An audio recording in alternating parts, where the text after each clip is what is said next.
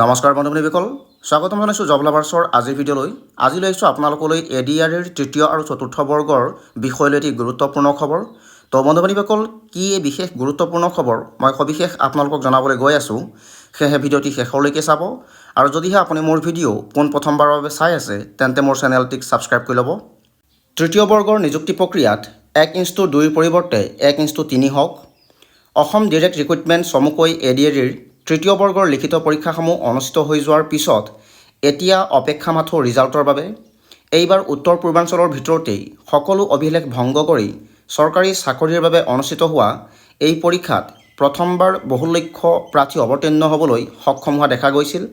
আনহাতে সকলোতকৈ গুৰুত্বপূৰ্ণ কথাটো হ'ল, এইবাৰ নিযুক্তি প্ৰক্ৰিয়াৰ ক্ষেত্ৰত পূৰ্বৰ দৰে অভাৰলেপিং একেইজন প্ৰাৰ্থীক বিভিন্ন পদৰ বাবে মেৰিট লিষ্টত নাম অন্তৰ্ভুক্ত নকৰি পৰ্যাপ্ত প্ৰাৰ্থীক চাকৰিত মকৰল কৰাৰ ব্যৱস্থা গ্ৰহণ কৰা হ'ব বুলি ইতিমধ্যে চৰকাৰীভাৱে অৱগত কৰিছে।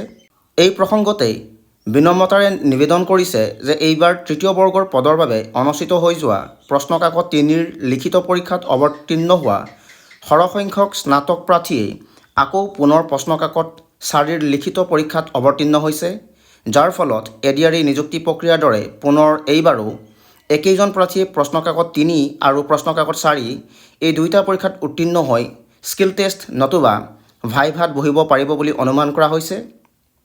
যদি বিভাগে পূৰ্বৰ ADRE নিযুক্তি প্ৰক্ৰিয়াৰ দৰে এইবাৰো প্ৰাৰ্থীসকলক 1:2 অনুপাতত স্কিল টেষ্ট নতুবা ভাইভালৈ বাছনি কৰে, তেন্তে প্ৰশ্নকাকত 3ৰ বিপৰীতে থকা মুঠ 2783টা পদৰ বিপৰীতে প্ৰায় 5560জন প্ৰাৰ্থী বাছনি হ'বলৈ সক্ষম হ'ব। তেনেদৰে প্ৰশ্নকাকত 4ৰ বিপৰীতে থকা মুঠ 4310টা পদৰ বিপৰীতে প্ৰায় 8620জন প্ৰাৰ্থী বাছনি হ'বলৈ সক্ষম হ'ব।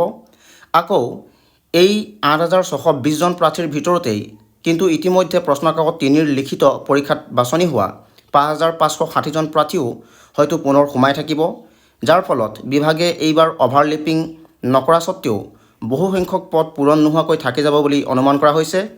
যদিহে বিভাগে 1:2 অনুপাতত প্ৰাৰ্থীক বাছনি কৰে, সেয়েহে মুখ্যমন্ত্ৰী মহোদয়ক দৃষ্টিগোচৰ কৰিবৰ বাবে এইবাৰ নিযুক্তি প্ৰক্ৰিয়াৰ প্ৰাৰ্থীসকলক লিখিত পৰীক্ষাৰ পৰা 1:2ৰ পৰিৱৰ্তে 1:3 অনুপাতত স্কিল টেষ্ট নতুবা ভাইভালৈ উত্তীৰ্ণ বা বাছনি কৰায়, যাৰ বাবে সকলো খালী পদ পূৰণৰ ক্ষেত্ৰত প্ৰাৰ্থীৰ অভাৱ নহয় বা প্ৰাৰ্থীৰ অভাৱত পদসমূহ পূৰণ নোহোৱাকৈ থাকি নাযায়। লগতে সৰহতকৈ সৰহসংখ্যক প্ৰাৰ্থীক যাতে নিযুক্তি প্ৰদান কৰিব পৰা যায়, তাৰ বাবে চৰকাৰে ব্যৱস্থা গ্ৰহণ কৰে। তো বন্ধুসকল, এয়াই আছিল আজিৰ ভিডিঅ'। ADREৰ গ্ৰেড 3 আৰু গ্ৰেড 4ৰ সম্পৰ্কত এনে কিছু ভিডিঅ' পাই থাকিবলৈ মোৰ চেনেলটিক ছাবস্ক্ৰাইব কৰি ল'ব। ধন্যবাদ।